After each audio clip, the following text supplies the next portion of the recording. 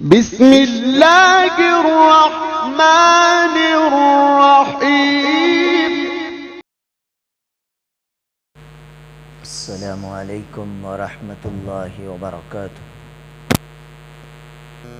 نحمده ونصلی علی رسوله الکریم، اما بعد فاعوذ باللہ من الشیطان الرجیم، بسم اللہ الرحمن الرحیم۔ ظہر الفساد فی البر والبحر بما کسبت ایدیکم، وقال تبارک وتعالی وما آتاکم الرسول فخذوه وما نهاكم عنه فانتهوا، وقال أيضا من عمل صالحا من ذكر أو أنثى وهو مؤمن فلنحيينه حياة طيبة ولنجزينهم أجرهم بأحسن ما كانوا يعملون۔ عن عائشة رضي الله تعالى عنها قالت لا طاعة لمخلوق في معصية الخالق، او كما قال عليه الصلاة والسلام۔ اللهم صل على محمد في اول واوسط واخر كلامنا صلى الله عليه وسلم۔ اللهم صل على محمد عدد ما في علم الله صلاة دائمة بدوام ملك الله۔ رب اشرح لي صدري ويسر لي امري واحلل عقدة من لساني يفقهوا قولي۔ تمام تعریفیں اس پاک پروردگار عالم کے لیے جس نے اس کائنات کو پیدا فرما کر انسانوں کو اپنی طرف متوجہ دلانے کے لیے حالات کو اوپر اور نیچے کرتے ہیں۔ درود و سلام و آقا مدنی سرکار دو عالم حضرت محمد الرسول اللہ صلی اللہ علیہ وسلم کی ذات پر، جن کے ذریعے سے انسانوں کی زندگی میں پیدا ہونے والے حالات کا علاج اللہ تعالیٰ نے ہمیں بیان فرمایا۔ حضرات گرامی قدر و امت مسلمہ کے نوجوانوں، پچھلے ہفتے سارے عالم میں عمومی سطح پر اور خصوصاً ہمارے ملک ہندوستان میں جو مسلمانوں پر حالات درپیش ہو رہے ہیں، ان کے حل کے متعلق باتیں کی گئی۔ آج حالات سے ہر کوئی واقف ہے اور ہر کوئی یہ بات جانتا ہے کہ ہر کوئی اپنی اپنی ذاتی اور عامی پریشانیوں میں مبتلا ہے۔ حاکم محکوم سے اور محکوم حاکم سے پریشان ہے، میاں بیوی سے، بیوی میاں سے پریشان ہے، والدین اولاد سے، اولاد والدین سے پریشان ہے، استاد شاگرد سے، شاگرد استاد سے پریشان ہے، تاجر گاہک سے اور گاہک تاجر سے پریشان ہے، مالک نوکر سے اور نوکر مالک سے پریشان ہے۔ غرض ہر کوئی اپنی پریشانی کا حل اپنی سمجھ بوجھ کے متعلق نکال رہا ہے۔ تو پچھلے ہفتے یہ باتیں گزری کہ کوئی ایجوکیشن کو حل بنایا، کوئی مالی اعتبار سے قوم و ملت کو اپنے قدموں پر کھڑا کر کر عروج کی راہیں دکھاتا ہوا نظر آیا، لیکن اس کے باوجود دن بدن حالات تھمنے کا نام نہیں لے رہے۔ تو پہلی بات تو یہ ہے یہ دنیا اللہ تعالیٰ نے دارالامتحان بنایا ہے، یعنی امتحان کا گھر ہے، ایگزامینیشن ہال ہے۔ اور ہماری زندگی میں جو حالات کبھی عروج کے، کبھی ترقی کے، کبھی زوال کے، کبھی پستی کے جو درپیش آئیں گے، یہی ہمارے امتحانات کے سوالات ہیں، اور ان سوالات کا جواب انسانوں کو پریکٹیکلی دینی ہے۔ تو عقل مند انسان وہ ہے جو حالات کا حل اپنی سمجھ بوجھ سے ہٹ کر حالات کے پیدا کرنے والے خالق و مالک اور اس کے حبیب حضور اکرم صلی اللہ علیہ وسلم کی شریعت سے اگر ہم ان حالات کا حل اگر تلاش کریں گے تو نتیجتاً یہ رزلٹ ہمارے سامنے آئے گا کہ اللہ تعالیٰ نے دونوں جہاں کی کامیابی اپنے دین میں رکھی، اور دین نام ہے اللہ کے حکموں کو رسول اللہ صلی اللہ علیہ وسلم کے پاکیزہ طریقے کے مطابق عمل کرنے کا۔ تو پچھلے ہفتے آپ حضرات کے سامنے یہ بات بھی گزری، آج جو مخلوق اور انسان اور بالخصوص مسلمان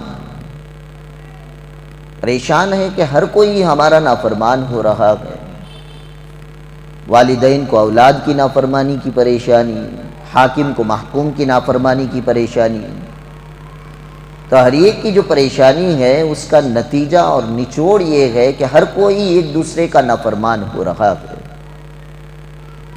تو اس کا حل اور علاج آپ حضرات کے سامنے ایک حدیث کے طور پر پیش کی تھی۔ جناب محمد الرسول اللہ صلی اللہ علیہ وسلم نے ارشاد فرمایا، اگر تم اللہ کے نافرمان بن جاؤ گے تو مخلوق تمہاری نافرمان بن جائے گی، اگر تم مخلوق کی فرما برداری چاہتے ہو تو تم اللہ کے فرما بردار بن جاؤ، تو یہ مخلوق تمہاری فرما بردار بن جائے گی۔ اور یہ دنیا کا بھی ایک عقلی نظریاتی محاورہ بھی ہے، جیسی کرنی ویسی بھرنی، جو بوئیں گے وہ فصل کاٹیں گے، جیسا آٹا ویسی روٹی۔ ہم آٹا تو کلائیں، گیہوں کا گوندھیں، اور چاہیں یہ کہ اس میں میدے کے روٹی کا مزہ اور ٹیسٹ آ جائے، یہ مشکل ہے۔ تو جیسا آٹا رہے گا روٹی ویسی بنے گی۔ کالی مرچ کا دانہ اگر آپ زمین میں بوئیں گے تو اس سے پیدا ہونے والا پودا کالی مرچ ہی کا ہوگا۔ پپیتے کے بیج زمین میں لگائیں گے تو اس سے پیدا ہونے والا درخت و پودا پپیتے کا نکلے گا۔ پپیتے کے بیج ڈال کر آدمی سوچے کہ کالی مرچ کا درخت نکل آئے، پودا نکل آئے، یہ ناممکنات میں سے امپاسبل چیز ہے۔ ایسے ہی کہا گیا من فعل فعلا، جیسا کرو گے تمہارے ساتھ ویسا کیا جائے گا۔ اور انگریزی میں بھی کہاوت مشہور ہے، گیو ریسپیکٹ ٹیک ریسپیکٹ۔ آپ عزت دیں گے تو آپ کو عزت ملے گی۔ آپ سوچیں کہ میں گالی گلوچ سے بدتمیزی سے پیش آؤں اور سامنے والا میری ریسپیکٹ کرے، یہ تو مشکل ہے۔ تو یہ قاعدہ کلیہ ہے، اگر آپ اللہ تعالیٰ کے فرما بردار بنیں گے یا میں اللہ تعالیٰ کا فرما بردار بنوں گا تو اللہ تعالیٰ اپنی مخلوق کے اندر میری اطاعت و فرما برداری کا جذبہ اور ملکہ پیدا فرمائیں گے، اور میں اللہ کی نافرمانی کرتا رہوں اور یہ گمان کر لوں کہ اولاد میں میری فرما بردار بن جائے۔ آسمان نیچے ہو سکتا ہے، زمین اوپر جا سکتی ہے، لیکن اس طرح کا مسئلہ حل نہیں ہو سکتا۔ ہم اللہ کی اطاعت کریں گے، ہماری بیوی بچے ہماری اطاعت کریں گے، ہم اللہ کے حقوق کو ادا کریں گے، انسان ہمارے حقوق کو ادا کرے گا۔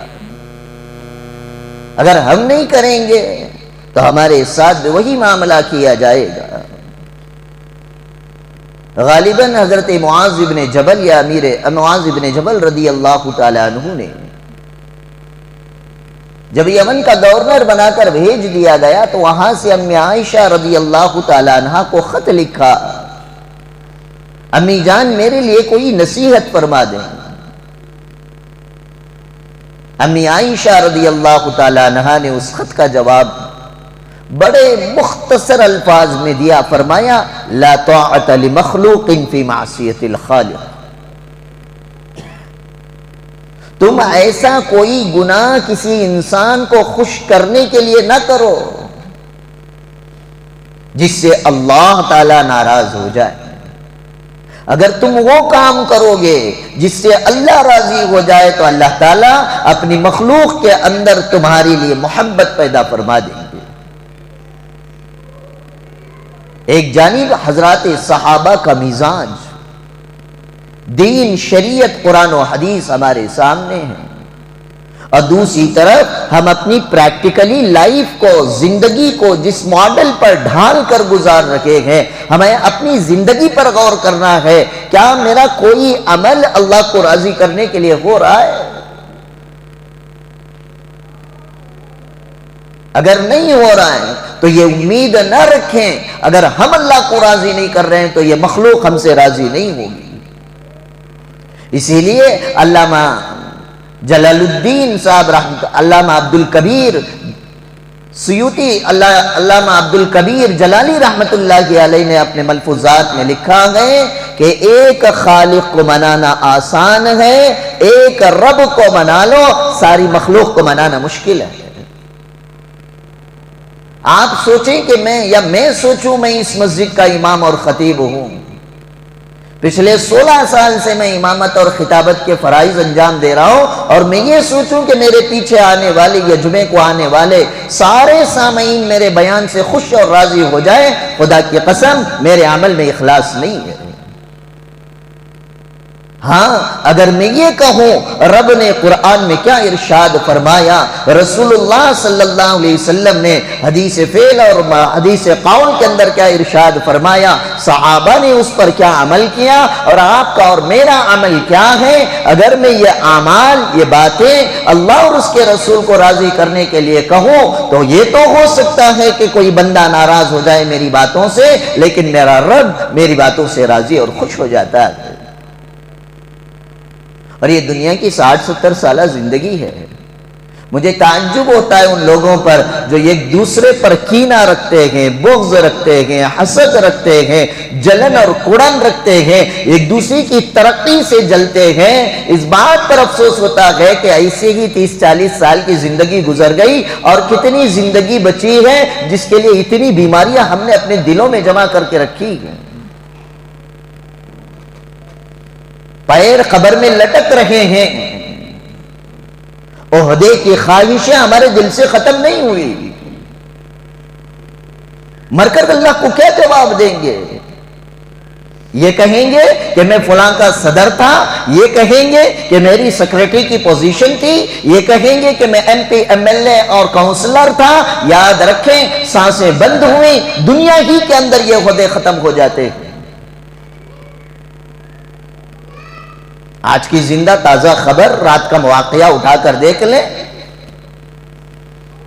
ایکس فارمر منسٹر، وہ بھی prime minister doctor Manmohan Singh, جس کے نام سے اکنامکس کے اندر چرچے کیے جاتے ہیں، اس کی کتابیں دنیا کے بڑی بڑی یونیورسٹیوں کے اندر پڑھائی جاتی ہے۔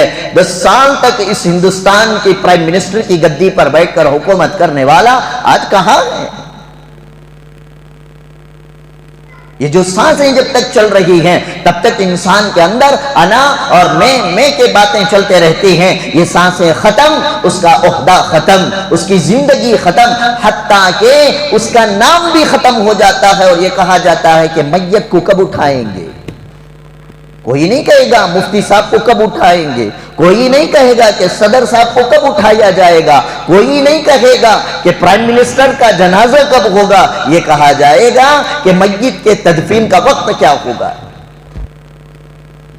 ابھی باڈی زمین پر موجود ہے، لباس بدن سے چپٹا ہوا ہے، یا کوئی کفن کے اندر ہوگا، ابھی اسے مٹی کے حوالے نہیں کیا گیا. اس کا نام چھن کر وہ جو کچھ بھی عہدہ اور منصب پر فائز ہو رہا ہو اس کا نام بدل کر ہو جاتا ہے میت. ہمیں یہاں سے سبق اور سیکھ لینی چاہیے. یہ دنیا میں اللہ تعالیٰ نے جو کچھ بھی عنایت فرمایا یہ چند دن کی روشنی ہے، چند دن کا سفر ہے، یہ سامانِ سفر ہے، یہ ہمارے ساتھ زندگی بھر رہنے والا نہیں ہے، اور یہ قبر میں جانے کے بعد ہمارے ساتھ آنے والی چیز نہیں ہے.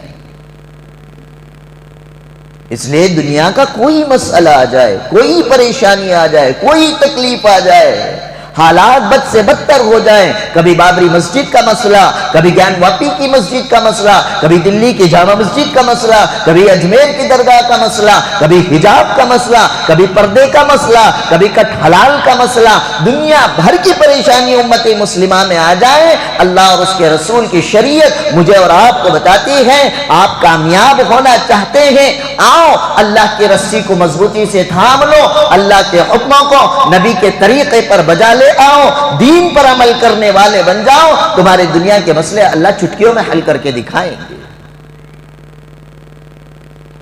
اور مثالیں فیڈ بیک کے طور پر مجھے اور آپ کو اگر تلاش کرنا ہے، صحابہ کی زندگی میں دیکھیں، وہ بلال حبشی روزانہ دن میں محنت کرتا، رات بھر چکی پیستا تھا، اس کا آقا اسے گیہوں اور اناج دے کر کہتا کہ اس کو پیس کر ختم کر کے سو جانا، لیکن بلال حبشی ساری رات پیستے تھے، سورج نکل آ جاتا تھا، وہ اناج ختم نہ ہوتا تھا. وہ بلال دن میں جا کر بازار میں مزدوری کرتا، رات میں آقا کے گھر پہ مزدوری کرتا، آرام، راحت، سکون، اطمینان کوئی چیز نہیں تھی. بیٹھے بیٹھے آنکھیں بند کر کے سوتے سوتے چکی چلا رہے تھے.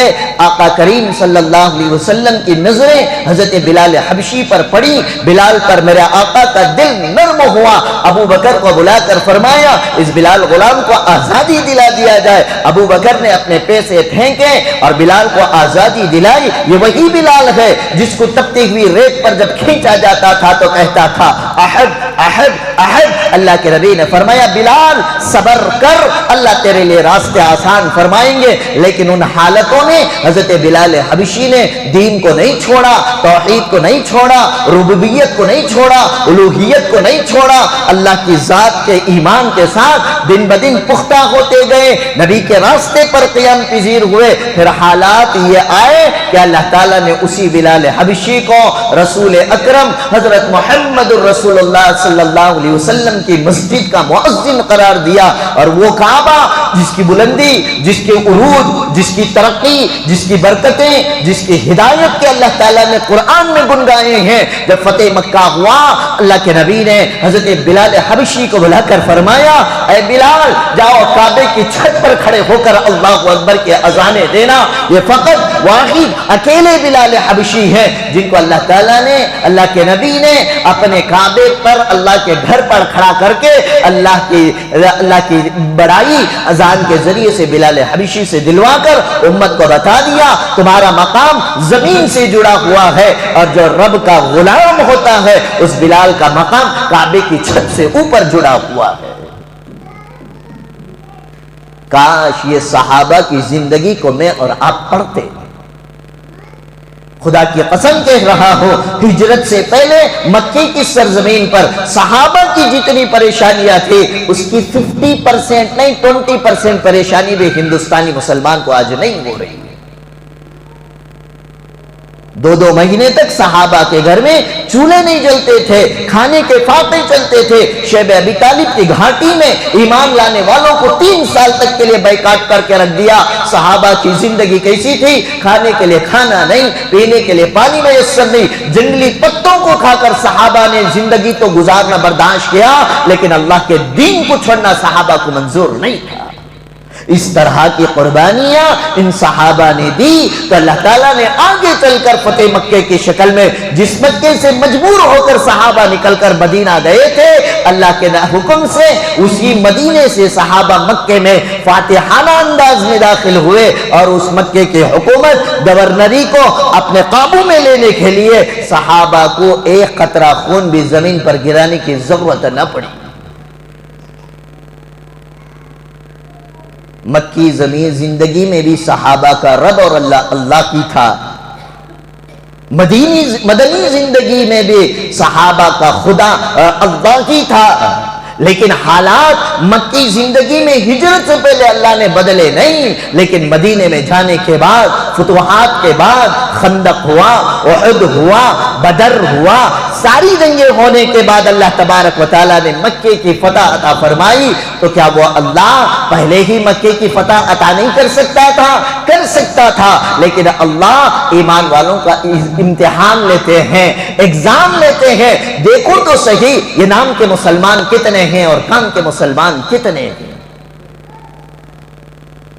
اور آج میں اور آپ یہ سمجھ بیٹھے ہیں، میں تو لا الہ الا اللہ محمد الرسول اللہ کا پڑھنے والا، شہادت کا پڑھنے والا، میرے باپ دادا نے میرا نام مصدق رکھ دیا، میرا نام اسلامی نام ہے، قرآنی نام ہے۔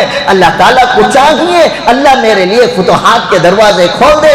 خدا کی قسم، خدا کا کلام کہتا ہے احسب الناس ان یترکوا ان یقولوا آمنا، کیا لوگوں تم یہ سوال اور یہ گمان کرتے ہو کہ میں تمہیں اس لیے چھوڑ دوں گا کہ تم صرف یہ کہو کہ میں تو مومن اور مسلمان ہوں؟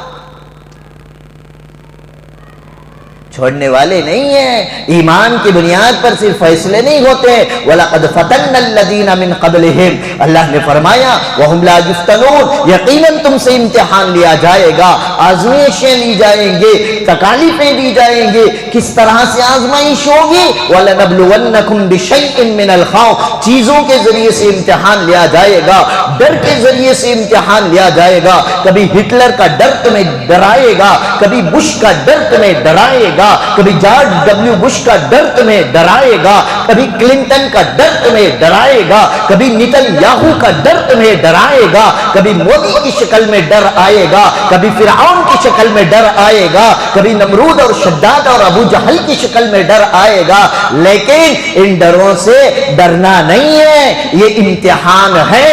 اس امتحان میں 100/100 100% نمبر صحابہ کی طرح لے کر آؤ گے، پھر تمہیں کامیابی ملے گی، صرف ڈر سے نہیں۔ والجوع، بھوک سے بھی اللہ تمہارا امتحان لے گا۔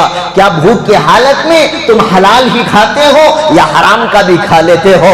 11ویں کے نام پر چیٹ فنڈ والوں کے پیسے کی دعوتیں کھاتے ہو، نکاح کے نام پر ناجائز دعوتیں نگل کر ہضم کر جاتے ہو، یہ تمہارا امتحان ہے۔ اللہ کھلا کر بھی امتحان لیتے ہیں، اللہ بھوک مرا رکھ کر بھی امتحان لیتے ہیں۔ صحابہ کو اللہ نے بھوکا رکھ کر امتحان لیا۔ آج کے دور کے فقیر کو بھی اللہ بھوکا نہیں سلاتا، بھیک مانگ کر وہ بھی 80 روپے کی بریانی کھا کر ناشتہ کرتا ہے، تو کھلا کر اللہ تعالیٰ امتحان لے رہے ہیں۔ وَنَقْسِم مِّنَ الْأَمْوَالِ، تمہارے مالوں کو نقصان پہنچا کر، تمہاری زراعت کو نقصان پہنچا کر، تمہاری فصلوں کو نقصان پہنچا کر، تمہارے ملک کی کرنسی کو کم کر کے، تمہارے ملک کی GDP کو کم کر کے اللہ تعالیٰ تمہارا امتحان لیتے ہیں۔ دیکھیں مال کے نقصان پر یہ بندہ صبر کرتا ہے یا اللہ سے شکایت کرتا ہے۔ والانفس، جانوں کے نقصان سے امتحان لیا جائے گا۔ ہٹا کٹا نوجوان بیٹے کا جنازہ بوڑھا باپ اپنے بوڑھے کندھے پر اٹھا رہا ہوگا، معصوم بچے کا جنازہ باپ اپنے ہتھیلیوں میں لے کر جاتا ہے۔ وہ فلسطین کی سرزمین پچھلے 1 سال سے پتہ نہیں کتنی ماؤں نے اپنے لاڈلے بچوں کو گوایا ہے، کتنے بوڑھوں نے اپنے جوانوں کی قربانیاں دی ہیں۔ اللہ نہ کرے اس طرح کے حالات ہمارے ملک میں آئے۔ وہ تو صحابہ کی اولادیں ہیں جن کا ایمان حماس کے مجاہدین کا پختہ ہے، آپ کا اور میرا ایمان اتنا پختہ نہیں ہے۔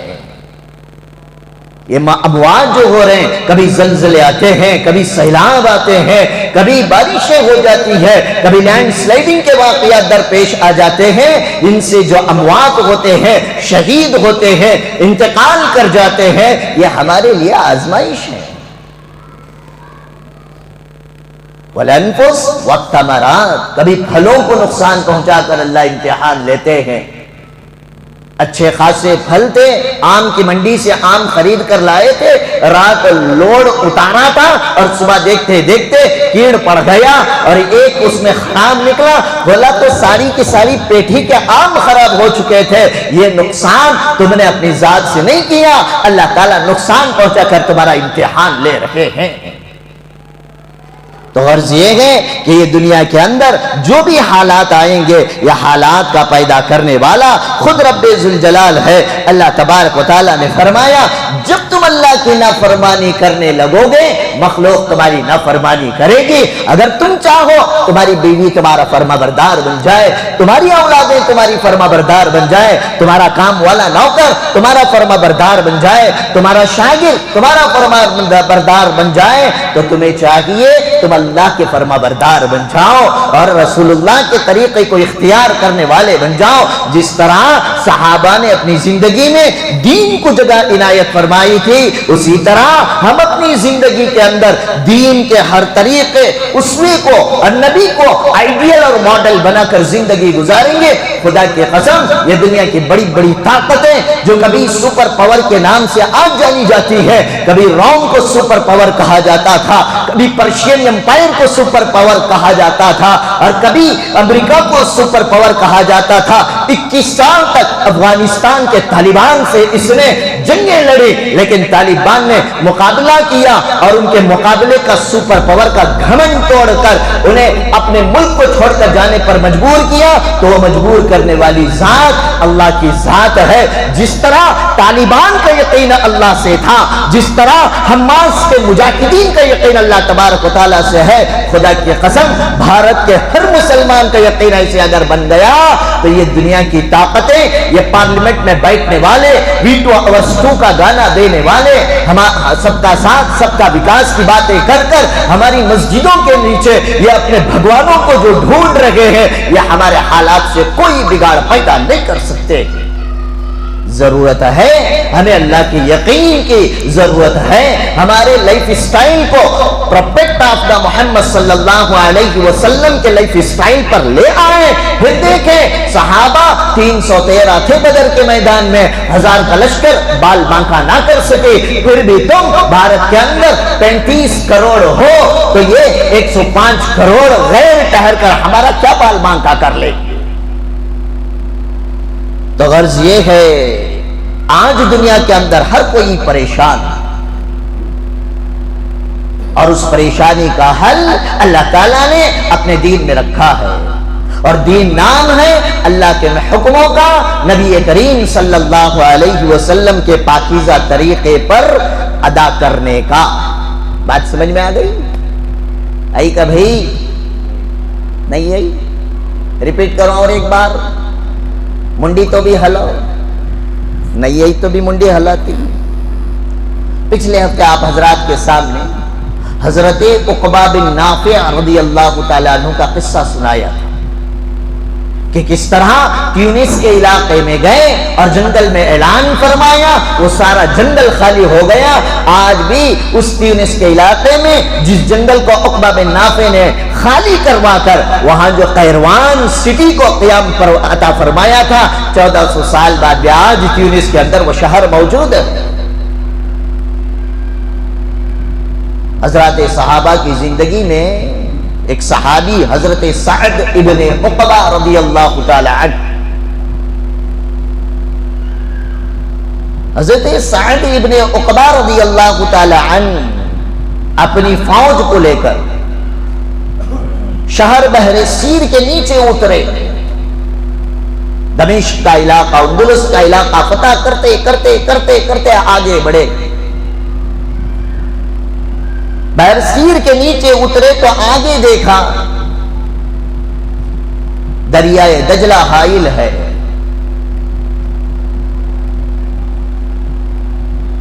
حضرات صحابہ کو اکٹھا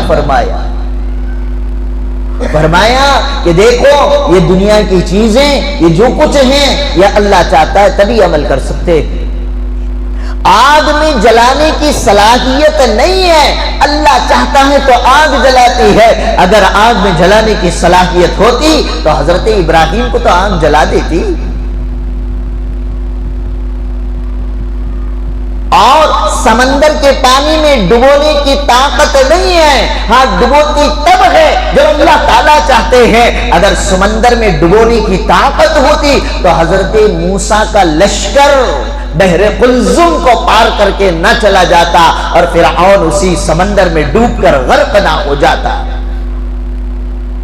اس لیے حضرت سعد بن عقبہ نے فرمایا کہ دیکھو بسم اللہ کہہ کر میں ایک دعا پڑھاتا ہوں، اس کو پڑھ کر اپنے گھوڑوں کو اللہ کی ذات پر بھروسہ کرتے ہوئے سمندر پر چلا دینا، اللہ تعالیٰ چاہے گا ہم سمندر بھی گھوڑوں پر بیٹھ کر پار کر دیں گے۔ حضرت سعد بن عقبہ نے دعا پڑھی، نستعین باللہ، اے اللہ ہم تجھی سے مدد مانگتے ہیں، وَنَتَوَكَّلُ عَلَيْهِ، اے اللہ ہم تیری ہی ذات پر بھروسہ کرتے ہیں، حسبنا اللہ ونعم الوکیل، لا حول ولا قوت الا باللہ العلی العظیم پڑھا، اور اپنے گھوڑے کو سعد بن عقبہ نے سمندر پر جب دوڑایا، صحابہ روایت کرتے ہیں سعد بن عقبہ کا گھوڑا جب سمندر پر دوڑنے لگا تو سمندر کے پانی کے اوپر سعد بن عقبہ کے گھوڑے کے دوڑنے کے ٹک ٹک ٹک ٹک کی آواز ہمارے کانوں میں سنائی دے رہی تھی، تو ہم نے بھی اپنے گھوڑے نستعین باللہ ونتوکل علیہ، حسبنا اللہ ونعم الوکیل، لا حول ولا قوت الا باللہ العلی العظیم پڑھ کر ہم نے اپنے گھوڑے دوڑا دیے۔ ہمارے گھوڑے سمندر کے پانی پر ایسے ہی دوڑے جیسے گھوڑا جیسے زمین پر دوڑتا ہے، اور اس دریا کو پار کر کر جب ہم لوگ نیچے اترے، صحابہ کہہ رہے ہیں کہ ہم نے اپنے گھوڑوں کی ٹانگوں کو دیکھا، ان کے ٹانگوں کے اوپر سمندر کے ایک پانی کے قطرے کا اثر بھی باقی نہیں تھا، بھیگا ہوا نہیں تھا۔ یہ منظر جب اس علاقے کے لوگوں نے دیکھا، پرشین امپائر کا علاقہ، پرشین امپائر کی حکومت چل رہی تھی، سمندر پر گھوڑے دوڑا کر آنے والی فوج کو دیکھا تو سارے کے سارے سپاہی دشمن کے دنگ ہو کر کہنے لگے، دیو آمدند، دیو آمدند، بھگوان آ رہے ہیں، بھگوان آ رہے ہیں کہہ کر فوج نے اپنے ہتھیار چھوڑ کر بھاگ گئے۔ پھر اس علاقے پر اللہ تعالیٰ نے مسلمانوں کو حکومت عنایت فرمائی۔ یہ یاد رکھیں ان صحابہ کا یقین چیزوں پر، اسباب پر اور وسائل پر نہیں تھا، رب ذوالجلال پر تھا، تو انہوں نے اللہ کی ذات پر بھروسہ کر کے اپنے گھوڑوں کو جب سمندر پر ٹک ٹک دوڑا دیے تو اللہ نے انہیں کامیابی عطا فرمائی۔ اگر سمندر کے اس پار کی رہ جاتے، اللہ کی ذات پر یقین نہ ہوتا تو وہ کامیابی ہمیں نہ ملتی تھی۔ تو غرض یہ ہے دنیا ہو یا آخرت کی کامیابی ہو، دونوں جہاں کی کامیابی اللہ نے اپنے پاکیزہ دین اسلام میں رکھی ہے، اور دین اسلام نام ہے اللہ کے حکموں کو نبی کے طریقے پر بجا لانے کا۔ رہی بات یہ چیزیں، یہ اسباب، ان سے بھی تو ہمیں خطرہ ہو سکتا ہے، یاد رکھے اس کا یقین کہ یہ چیزیں ہمیں خطرہ نہیں پہنچا سکتے، اللہ چاہتا ہے تبھی نقصان پہنچتا ہے۔ اللہ نے تو قرآن میں کہا نا وَمَا تَسْقُطُ مِنْ وَرَقَةٍ إِلَّا يَعْلَمُهَا، جب تک میں نہیں چاہتا ایک درخت سے سوکھا پتا بھی خود نہیں گر سکتا، سوکھا پتا گر رہا ہے، اللہ کے حکم سے گر رہا ہے، اللہ کی مرضی سے گر رہا ہے، ایسے ہی لاکھوں لوگ اگر فلسطین کی سرزمین پر شہید ہو رہے ہیں، نتنیاہو کا کمال نہیں ہے، یہ میرے رب کی مرضی ہے۔ اللہ کسی کو جانی نقصان پہنچا کر دیکھتے ہیں کہ دیکھیں اس کا ایمان کتنا بڑا ہوا ہے۔ اللہ تبارک و تعالی کہیں پر فتوحات دیتے ہیں، جیسے ابھی آپ دیکھ رہے ہوں گے سیریا کے اندر، ملک شام کے اندر محمد جولانی کی حکومت آ گئی، اور وہ حافظ الاسد، بشار الاسد، جنہوں نے دہائیوں سے ایمان والوں پر ظلم و بربریت کا پہاڑ توڑا ہوا تھا، اتنا مسلمانوں پر جبر کیا، ظلم و تشدد کیا۔ ہٹلر نے جو یہودیوں پر ظلم کیا وہ بھی کم ہے، اتنا بشار الاسد نے ایمان والوں کے اوپر ظلم و بربریت کیے۔ اور وہ دمشق کی مسجد اموی جس کے اوپر اللہ تبارک و تعالی قیامت کے قریب حضرت عیسیٰ علیہ السلام کو مسجد اموی کے منارے پر، جس منارے پر اللہ حضرت عیسیٰ کو اتاریں گے، اس مسجد کو 25 سال سے تالا لگا کر بند کیے ہوئے تھا۔ یہ محمد جولانی کے جب یہ فوج اندر داخل ہوتی ہے، اس مسجد کو کھولا، وہاں پر تکبیرات گونجی اور وہاں پر اذان دی۔ فوج نے سب سے پہلے نماز عشاء وہاں پر ادا کر کے امت کو بتا دیا، دیکھو ظالم 100 سال تک ظلم کرتا رہے، لیکن جب حق آتا ہے باطل کو اپنے پنجے چھوڑ کر بھاگنے پڑتے ہیں۔ اللہ نے 1400 سال پہلے بتا دیا، جاء الحق وزہق الباطل، حق آتا ہے باطل بھاگتا ہے۔ اے ہندوستان کے مسلمانوں، حق پر صحابہ کی طرح جم جاؤ، اللہ کا یقین لے آؤ، اللہ کی ذات کا بھروسہ میں اور آپ پیدا کر لیں۔ خدا کی قسم یہ باطل BHP کی شکل میں، یہ باطل RSS کی شکل میں، یہ باطل بھاجپا کی شکل میں جو بیٹھ کر اپنا ننگا ناج دکھا رہا ہے، ہم جب صحابہ کی طرح حق والے بن جائیں گے، یہ باطل اپنے پنجے چھوڑ کر اس زمین سے بھاگنے پر مجبور ہو جائے گا۔ یہ فیصلہ ہے اللہ تعالیٰ کا، یہ بدلنے والا نہیں ہے۔ اور ہم سوچتے کیا ہے؟ ہم الٹا سوچتے ہیں، حالات بن جائیں گے، لو جی ہم نماز پڑھ لیں گے، مسلمانوں کو اقتدار اور حکومت مل جائے، انشاءاللہ ہر محلے کے اندر 4 مسجدیں بنا دیں گے۔ مسجدوں کی ضرورت نہیں ہے، جو مسجدیں ویران پڑی ہیں ان مسجدوں کو آپ جیسے مصلیوں کی ضرورت ہے۔ مصلیوں سے جس دن یہ مسجدیں آباد ہو جائیں گے، خدا کی قسم کوئی حکومت تمہیں پریشان کرنے والی پیدا اللہ تعالیٰ نہیں فرمائیں گے۔ اسی لیے حضرت یوسف جی رحمت اللہ علیہ نے اپنے زمانے حیات میں ارشاد فرمایا، جس ملک کا 51% مسلمان، جس ملک کا 51% مسلمان نمازی ہو جاتا ہے، اللہ تعالیٰ اس ملک کی حکومت اور باغدور مسلمانوں کے ہاتھ میں تھما دیتے ہیں۔ افسوس ہوتا ہے جتنے جمعہ میں آتے ہیں سب اپنے آپ کو مسلمان کہتے ہیں، مجھے بتائیں فجر کی نماز میں آپ مسلمان نہیں تھے؟ کلیشا میں آپ مسلمان نہیں تھے؟ بھیڑ اور چمار اور جلدار میں آپ کا شمار ہوتا تھا؟ جمعے کے اذان بجتے ہی ہر ایک کو اپنا اسلام اور ایمان یاد آتا ہے اور مسلمان ہونے کا دعویٰ کرنے کے لیے مسجدیں چھکا چھک بھر جاتے ہیں۔ ایمانداری سے بتانا، کیا ہفتے کے 6 دن 4 نمازیں تم پر فرض نہیں تھی؟ جمعہ سے لے کر اس جمعہ تک ہم نے کتنی نمازیں پڑھی، کتنی نمازوں کے جنازے نکالے، اور اللہ کی نافرمانی کرتے ہوئے ہم یہ سوچے یہ بھاجپا ہماری طرفداری کرنے والی بنے، یہ پارلیمنٹ میں بیٹھے ہوئے MPs مسلمانوں کے اچھے فیصلے کریں۔ خدا کی قسم یہ فیصلے اچھے نہیں ہو سکتے ہمارے ذات کے لحاظ سے جب تک کہ ہم اللہ کے فرمانبردار نہ بن جائیں، اللہ کی ماننے والے نہ بن جائیں، اللہ کے حکموں پر چلنے والے نہ بن جائیں۔ نبی کے لائف اسٹائل کو ہم اپنی زندگی کا لائف اسٹائل جب تک نہ بنائیں گے، یہ حکومت میں بیٹھنے والے چاہے وہ ہندو ہو یا نام کے مسلمان ہو، یا آپ کے اور میرے بھلائی کے بارے میں کبھی نہیں سوچیں گے۔ کیوں؟ یہ قرآن کا رول ہے، اور ہم چاہتے ہیں قرآن کا رول بدل جائے، قیامت تو آ سکتی ہے، رول خدا، رول قرآن کو کوئی چینج نہیں کر سکتا ہے۔ قرآن کا رول کیا ہے؟ من عمل صالحا، جس نے اچھے اعمال کیے، جس نے، بولیے بھائی کیا ہے اچھے اعمال؟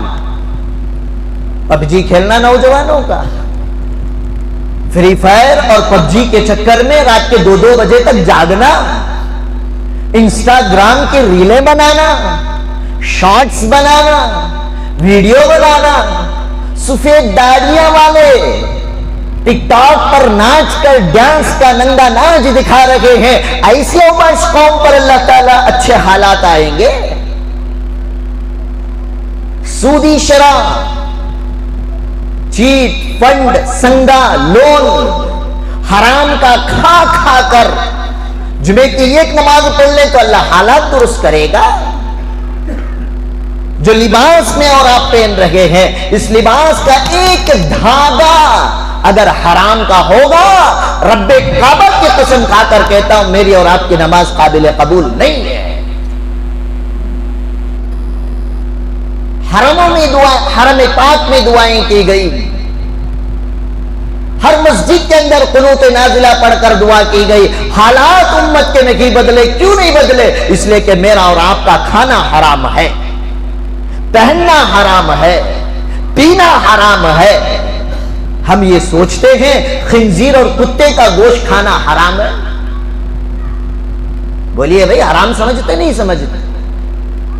بولیے جی، سود کے پیسے سے بکرے کا گوشت لا کر پکاؤں تو، چیٹی کے پیسے سے، فنڈ کے پیسے سے حلال مسلمان کی دکان سے ڈھونڈ کر بکرے کا گوشت لا کر پکاؤں تو بتائیں یہ گوشت کھانا حلال ہے؟ بولیے بھائی، کیوں؟ کمائی حرام کی، حرام کی کمائی سے مٹے سے آپ زمزم کا پانی لے کر آ کر پلائیں، وہ پانی حلال کا ہو جائے گا؟ بولیے جی، حرام ہی رہے گا۔ کیوں؟ جس پیسے کو دے کر تو نے زمزم خریدا، یہ پیسہ حرام کا ہے، حرام کا کھا کر، حرام کا پی کر، حرام کا پہن کر، حرام کاریاں کر کر ہم یہ سوچے اے اللہ جمعہ میں ایک دعا کرتا ہوں سیریا میں کامیابی دے، فلسطین میں کامیابی دے، مسلمانوں کے ہندوستان میں حالات اچھے ہو جائیں۔ بتائیں حالات اچھے ہوں گے؟ بولیے بھائی، میری بھاشا سمجھ میں نہیں آ رہی کیا؟ تو جواب دیو، حالات اچھے ہوں گے؟ نہیں ہوں گے۔ یہ کیوں نہیں ہوں گے؟ اس لیے کہ میرے رب نے جس طریقے سے حلال کما کر کھانے کا حکم دیا، اللہ کے حکم کو ہم نے چھوڑا۔ نبی نے جس طریقے سے حلال کا پہننے اور پینے کا حکم دیا، نبی کے اس حکم کو ہم نے چھوڑ دیا۔ اللہ کی بھی نافرمانی کی، رسول اللہ صلی اللہ علیہ وسلم کی بھی جب نافرمانی کی تو حالات نافرمانوں جیسے ہمارے ساتھ پیش آ رہے۔ اور صحابہ کا مزاج تو الگ ہی تھا، سب کچھ اپنے آپ کی چیزوں کو بھی لے کر اللہ اور اس کے رسول کے سامنے سرنڈر کر دیا تھا۔ ایسی جماعت کا نام مقام صحابہ ہے۔ تو اللہ نے قرآن میں کیا کہا؟ من عمل صالحا، جس نے اچھے اعمال کیے۔ اچھے اعمال صرف نماز روزہ حج زکات نہیں، یہ بھی ہیں، یہ اسینشیل چیزیں ہیں۔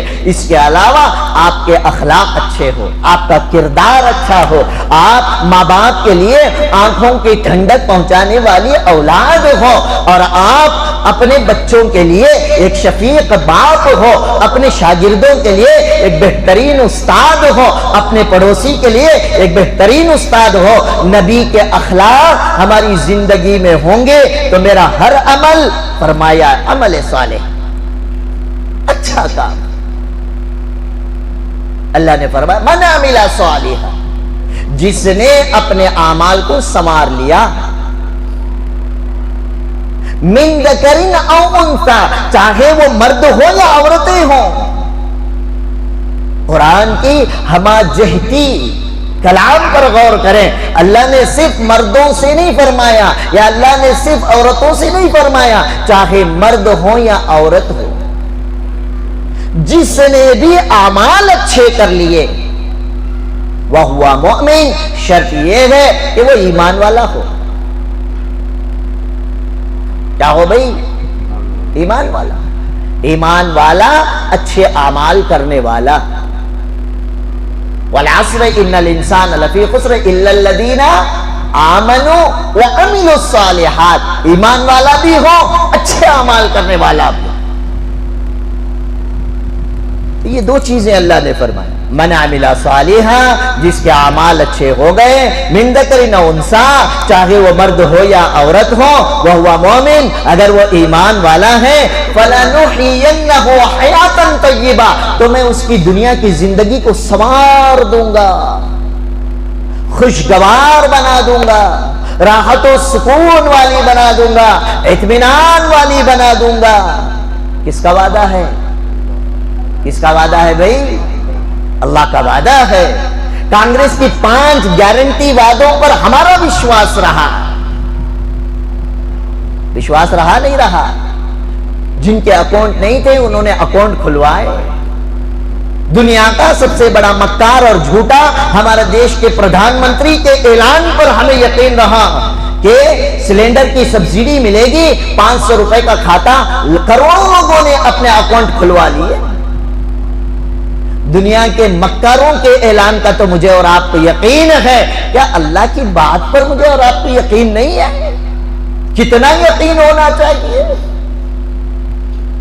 وہ رب ذوالجلال نے فرمایا اعمال اچھے کر لو، ایمان کو مضبوط کر لو، تمہاری دنیا کی زندگی کو سنوار دوں گا۔ صرف دنیا کی زندگی نہیں، وَلَنَجْزِيَنَّهُمْ أَجْرَهُمْ بِأَحْسَنِ مَا كَانُوا يَعْمَلُونَ، مرنے کے بعد بھی اللہ تبارک و تعالی تمہارے ان اعمال کے بدلے میں اتنا اجر اور ثواب عنایت فرمائیں گے کہ تم وہاں بھی خوشی کی زندگی گزارو گے۔ اللہ پہلے کیا بول رہے ہیں؟ حالات بعد میں سدھاریں گے، حالات کے سدھارنے سے پہلے ہمیں کیا کرنا ہے؟ ایمان اور اعمال کی محنت کرنی ہے۔ ایمان اور اعمال کی محنت ہوگی تو حالات سدھریں گے۔ ہم لوگ کیا کرتے؟ او جی نماز کو سما سے حضرت ذرا پریشان ہوں، آج ذرا بولو بھائی ایسا بیٹھیں کیا کہ پورے تہجد گزارا؟ اللہ کرے کہ اللہ ہم سب کو تہجد گزار بنائے، آمین بولو۔ اس میں بھی کنجوسی، ذرا کاروبار میں پریشان حضرت، اس سے آیا نہیں سو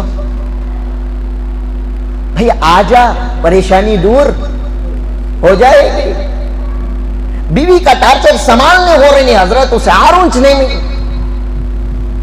آجا، بیوی کی پریشانیوں کا حل اللہ تعالیٰ چٹکیوں میں حل کر دیں گے۔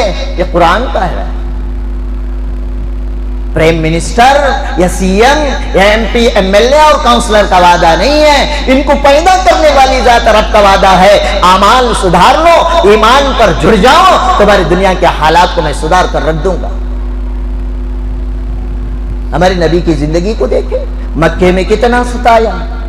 ام جمیل نے میرے نبی کے راستے میں کانٹے ڈالے، میرے نبی نماز کے لیے ٹہرتے تو ان پر اونٹ کی اوجڑی ڈالی جاتی۔ شب ابی طالب کی گھاٹی میں 3 سال تک کا بائیکاٹ کیا گیا، جینا دشوار کر دیا۔ طائف ہجرت فرمائے، وہاں پہ بھی بچوں نے پیچھا کیا، پتھر مارے، ساحر کہا، مجنو کہا، کاہن کہا۔ میرے نبی کے جبین رحمت سے خون نکل پڑا، پھر بھی ان دشمنوں کے دل میں رحم نہ آئی۔ میرا نبی حضرت محمد الرسول اللہ صلی اللہ علیہ وسلم مکہ چھوڑ کر مدینہ ہجرت فرما کر چلے گئے، وہاں پہ بھی چین سے جینے نہ دیا۔ کبھی یہود نے پریشان کیا، کبھی منافقین نے پریشان کیا، زہر دیا گیا، آپ پر چپڑی ڈال کر مارنے کی کوششیں کی گئی۔ یہ سارے حالات نبی پر پہلے آئے، اس کے بعد نبی کو اللہ تعالیٰ نے فتح مکہ نصیب فرمایا۔ اگر اللہ پہلے فتح دے دیتے پھر اللہ کے نبی بادشاہ ہو جاتے، پھر جس کی لاٹھی اس کی بھینس۔ اللہ تعالیٰ اس طرح کی حکومت نہیں کرتے ہیں۔ اللہ تعالیٰ بندوں کے ایمان اور اعمال پر زندگی کے حالات کو سنوارتے۔ حضرت یوسف کی زندگی کو دیکھیں، حاکم مصر وہ بعد میں بنے، لیکن اس سے پہلے حضرت یوسف علیہ السلام کو ان کے بھائیوں نے لے جا کر کنویں میں ڈال دیا تھا، وہاں سے انہیں مصر کے بازار میں بیچا گیا، غلامی کی زندگی گزاری، جیل کے اندر سالوں کی صعوبتیں برداشت کی۔ اس کے بعد حاکم مصر کا مقام اللہ تعالیٰ نے عنایت فرمایا۔ ایسے ایمان والوں، زندگی میں حالات خراب سے خراب آئیں گے، کبھی بیماری آئے گی، کبھی نوکری آئے گی، کبھی پریشانی آئے گی، کبھی بیوی نافرمانی، کبھی اولاد کی نافرمانی، کبھی بڑوں کی طرف سے ظلم و تشدد، کبھی حکومت کی مار، کبھی آئی ڈی کی مار، کبھی ای ڈی کی مار، کبھی انکم ٹیکس کے چھاپے آپ پر ضرور پڑیں گے، لیکن ان حالات میں گھبرانا نہیں، ایمان پر جمے رہنا، اعمال سے جڑے رہیں گے، اللہ تعالیٰ حالات کو سدھار کر بتا دیں گے۔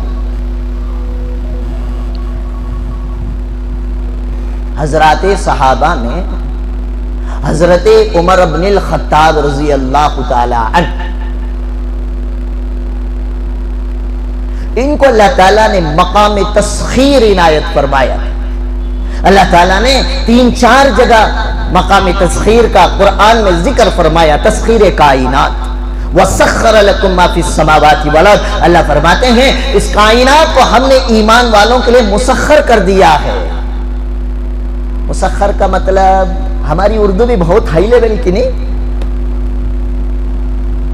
مقام تسخیر کا مطلب یہ ہے اللہ تعالیٰ دنیا کی تمام چیزوں کا ریموٹ کنٹرول جسے دے دیتے ہیں، وہ سمجھو وہ مقام تسخیر کو پہنچ گیا۔ حضرت ابراہیم علیہ السلام کو نمرود کی آگ جلائی کیوں نہیں؟ اس لیے کہ حضرت ابراہیم علیہ السلام کو اللہ نے مقام تسخیر عنایت فرمایا تھا۔ حضرت موسیٰ اور ان کے حواریین کو بحر قلزم نے ڈبایا کیوں نہیں؟ اس لیے کہ حضرت موسیٰ اور ان کے حواریین کو اللہ تعالیٰ نے مقام تسخیر عنایت فرمایا تھا۔ یعنی دنیا کے اندر عام طور پر 4 چیزیں بڑے مشہور ہیں: آگ، ہوا، پانی، مٹی، ہے نہیں بھائی؟ اس پر کسی کی حکومت چلتی ہے؟ بولو بابا، کیا تمہیں ٹوکن دینا کی ریشن کٹ دیتی؟ کون کون جواب دیتی کہ تجھ منہ کھولتی سو؟ آگ پر کسی کی حکومت چلتی ہے؟ نہیں چلتی۔ ارے بڑی آگ پر تو کیا، ماچس کی تیلی سے نکلنے والی آگ پر بھی حکومت نہیں چلتی۔ لیکن حضرات صحابہ نے ان چیزوں پر حکومت کر کے دکھایا۔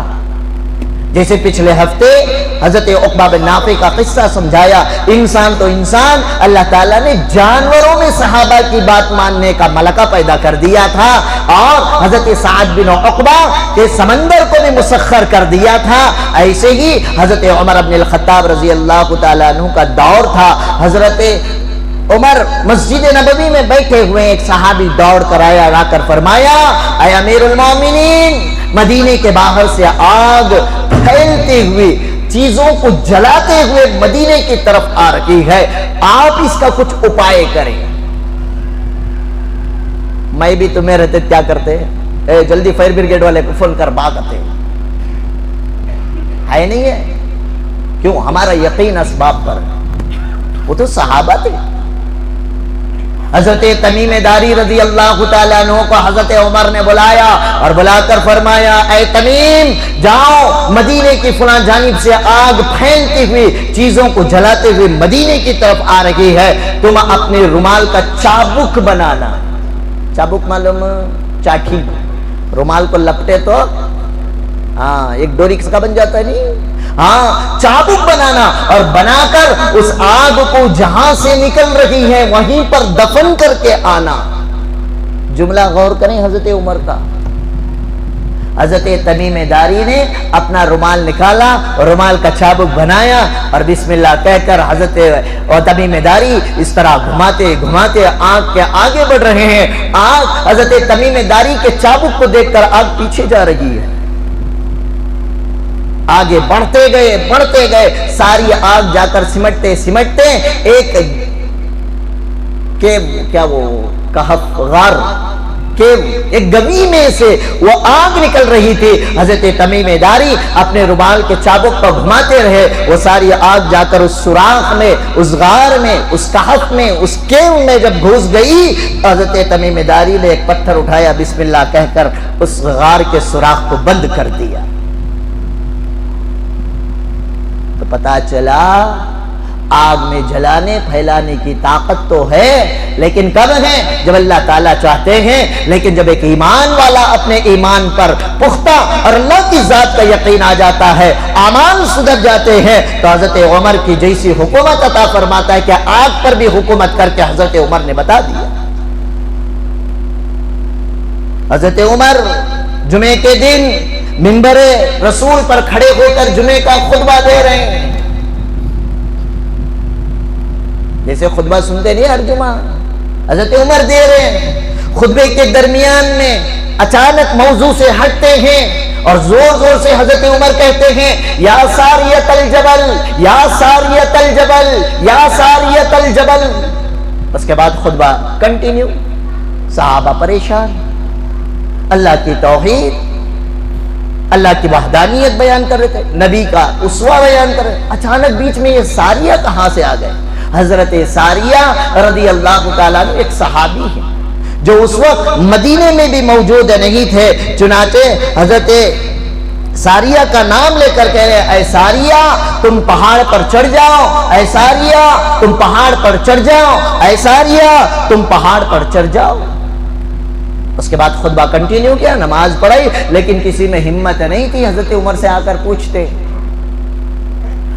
لیکن آج کل کا ماحول، دنیا میں سب سے سستی چیز مسجد کا امام و خطیب، مسجد کا امام و خطیب جیسے مندر کا گھنٹا جو آتا ہے ٹنگ بجا کے چلا جاتا ہے۔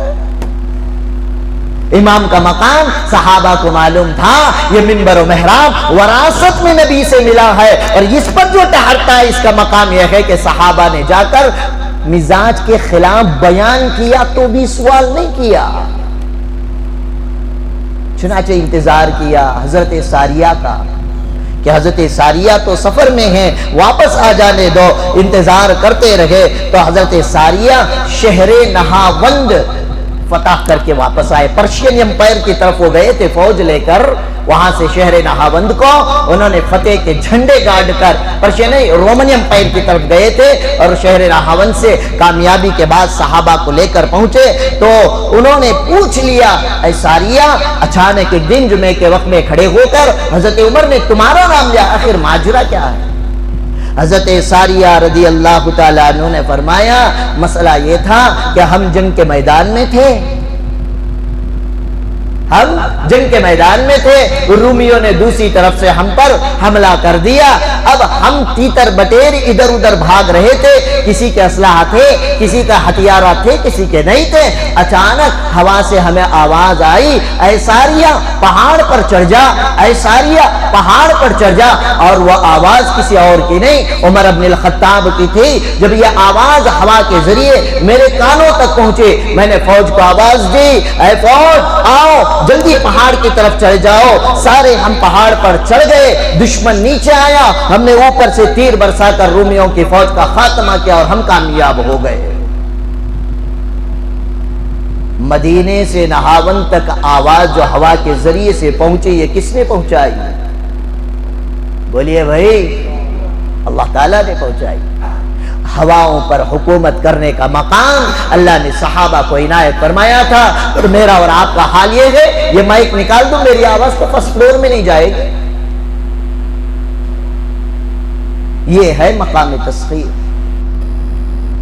اتنا ہی نہیں ہے، حضرت عمرو بن العاص رضی اللہ تعالی عنہ کو مصر کا گورنر بنا کر بھیجا گیا، تو حضرت عمرو بن العاص نے خط لکھا، اے امیر المومنین، یہاں پر دریائے نیل سوکھ گئی ہے، اور یہاں کے رسم و رواج کے مطابق یہ ہے جب دریائے نیل سوکھ جاتی ہے تو ایک لڑکی کی قربانی گلا کاٹ کر اس کے پانی، اس کے خون کو سمندر میں بہایا جاتا ہے، اس کے بعد یہ دریائے نیل پھر پانی چھوڑتی ہے۔ حضرت عمر بن الخطاب نے خط لکھا، بسم اللہ الرحمن الرحیم، اے دریائے نیل اگر تو اللہ کے حکم سے چلتی ہے تو چل، ورنہ تیرے چلنے کی ضرورت نہیں۔ پرچی موڑ کر دے کر کہا، عمرو بن العاص سے جا کر کہہ دو یہ پرچی کو لے جا کر دریائے نیل میں ڈال دے۔ عمرو بن العاص نے کچھ سوال نہیں کیا رضی اللہ تعالیٰ عنہ، امیر المومنین کہ اس کی پرچی کو لیا، دریائے نیل میں ڈال دی۔ پھر کیا ہوا؟ جب سے لے کر آج تک وہ دریائے نیل ایک دن کے لیے نہیں، ایک سیکنڈ کے لیے بھی کبھی سوکھی نہیں ہے۔ تو یہ حکومت پانی پر بھی صحابہ نے کر کے دکھایا. اسے کہتے مقام تصغیر. یہ بھی وہی رب کو رب مانتے ہیں جس کے نام لیوا میں اور آپ. ان کا بھی وہی یقین ہے اللہ ایک ہے. اس کی طاقت کے سامنے دنیا کی حکومتیں بیکار ہیں. جو یقین جو زبانوں پر میں اور آپ اللہ کے گن گاتے ہیں، صحابہ زبانوں سے وہ گن بھی گاتے تھے، ان باتوں کا یقین صحابہ کے دل میں تھا. آج ہمیں اسی صحابہ کے یقین کو اپنے دل میں پیدا کرنا ہے. صحابہ کی طرح ایمان بنائیں گے، صحابہ کی طرح اعمال سے اپنے آپ کو جوڑ لیں گے. خدا کی قسم قرآن کا وعدہ ہے فَلَنُحْيِيَنَّهُ حَيَاةً طَيِّبَةً، تمہاری دنیا کے حالات کو میں سنوار دوں گا. لیکن آج ہم دنیا کے حالات کو سنوارنے کے لیے دیگر علوم و فنون کی طرف تو اسباب کی طرف تو دوڑ رہے ہیں. میں منع نہیں کرتا، آپ مسلمانوں کے بہترین اسکول بنائیں، کالج بنائیں، آرگنائزیشنز بنائیں، زکوٰۃ فاؤنڈیشنز بنائیں، NGOs بنائیں اور اس سے ساری انسانیت کی خوب خدمت کریں. میں آپ کو ہرگز منع نہیں کرتا، اسباب کو بھی اختیار کریں. لیکن اس کے ساتھ ساتھ اس سے پہلے ہمیں ایک کام وہ کرنا ہے جو صحابہ نے کیا. ہمارا ایمان مضبوط ہو جائے، ہمارے اعمال اچھے ہو جائیں. بیماری بھی ایک پریشانی ہے نہیں ہے بھئی؟ ہر کوئی اس موسم میں بیمار ہے. ماشاءاللہ ڈاکٹروں کے تو بینک اکاؤنٹ فل ہو رہے ہیں. نزلہ، زکام، سردی، کھانسی یہ تو ہندوستان کے شعبے میں داخل ہے. ہاں اس کے علاوہ بھی بیماریاں ہیں. کوئی کینسر کا مریض ہے، اللہ تمام بیماروں کو شفائے کاملہ دائمہ عاجلہ مستمرہ نصیب فرمائے. کسی کو ہارٹ کی بیماری ہے، کسی کو شوگر اور بی پی کی بیماری ہے. لیکن اس کا علاج کیا ہے؟ میں نے اور آپ نے یہ سمجھ رکھا ڈاکٹر کے پاس جانا، صبح میں انسولین، دوپہر میں انسولین، کھانے کے بعد اور کھانے سے پہلے کا انسولین، یہی اس کا دوا ہے، یہی اس کا علاج ہے. ڈاکٹر نے جو ٹیبلٹ، گولیاں اور انجیکشن اور جو چیزیں دے دی اس کا استعمال کریں اور کثرت کریں. نہ یہ بھی کریں. شریعت بنا نہیں کرتی. یہ 2 نمبر والا عمل ہے. پہلے نمبر پر کیا ہے؟ میرے نبی نے فرمایا داؤ مرضاکم بالصدقہ، اپنے بیماروں کا علاج صدقے سے کرو. ڈاکٹر کے پاس جائیں، شریعت منع نہیں کر رہی ہے. دوائی کھائیں، منع نہیں ہے. لیکن اس سے پہلے آپ اللہ کے نام پر کچھ صدقہ کریں. بعض لوگ کرتے بھی ہیں، بعض لوگ بولیے بھائی کرتے بھی ہے. لیکن جو آپ صدقہ کر رہے ہیں وہ حقیقت میں صدقہ نہیں، وہ خیرات ہے. کتنا دیتی ہیں بھائی صدقہ؟ 5 روپے، 10 روپے. اما ماں دیندار بہت بڑا رہا تو کہتے دیتا 50 روپے. پتہ چنا بھائی؟ بولیے جی. اور ڈاکٹر کی کنسلٹنگ فیس کتنی ہے؟ only 500 rupees. ڈاکٹر کی consulting fee only 500 rupees only. مسجد کی جھولی آئے 50 روپے. ایک زیرو کم کرے تو بھی بڑے دکھتی. داؤ مرضاکم بالصدقہ، اپنے بیماروں کا علاج صدقے سے کرو. صدقہ بھی صدقے جیسا ہو. اسی لیے محدثین نے فرمایا اتنا تو صدقہ کرو جتنا ایک ڈاکٹر کی کنسلٹنگ فیس ہوتی ہے. دے رہی حضرت 5 روپے. ڈاکٹر کنے جانے سے پہلے باہر بیٹھ کو رہتی نہیں، 10 روپے اسے دیتا ہوں. انہیں 10 لے جا کو پاکٹ مارتا ہے. پاکٹ معلوم ہے؟ معلوم نہیں معلوم؟ سب معلوم ماشاءاللہ. جسے دینا ہے ضرورت مند کو دیں، دیندار کو دیں. دیں گے وہ لے کر آپ کے لیے صحت و تندرستی کی دعا کرے گا. اللہ کے نبی نے فرمایا پریشانی یقیناً آئے گی. الصدقۃ رد البلاء والقضاء، جو آدمی صدقہ دیتا ہے وہ صدقہ اس کے اوپر آنے والی بلا مصیبت کے لیے آڑ بن جاتا ہے. کیا بن جاتا ہے بھائی؟ آڑ. رونے سے، مولوی کی تعویذ اور پلیتوں سے، حضرت جمعہ کے بعد دعا کر کو پرچی ڈالنے سے مسئلے حل نہیں ہوتے. اللہ کے نبی نے فرمایا صدقہ دو، پہلے صدقہ پھر دعا، ساتھ میں دوا. سمجھ میں آئی بات؟ صرف دعا کے چکر میں دوا بھی نہیں چھوڑنا ہے. ہاں یہ دونوں ریل کی پٹریاں ہیں، دونوں رہیں گی. زندگی کی ٹرین سے ہی چلے گی. جہاں پٹری سے ہٹے گھٹنا گھٹی. تو غرض یہ ہے عباد والو اللہ تعالیٰ نے دنیا کے ہر مسئلے کا حل اپنے قرآن میں، نبی نے احادیث میں بیان فرمایا۔ خلاصی کلام یہ ہے قرآن کا وعدہ، جس آدمی کا ایمان مضبوط عمل پر جمع رہا، اللہ دنیا کی زندگی بھی سنوار دیں گے، مرنے کے بعد کی بھی زندگی کو سنوار دیں گے۔ اللہ تعالیٰ سے دعا ہے اللہ تعالیٰ مجھے اور آپ کو دین شریعت مطہرہ پر 100% عمل کرتے ہوئے زندگی گزارنے کی توفیق عطا فرمائے۔ وآخر دعوانا الحمدللہ۔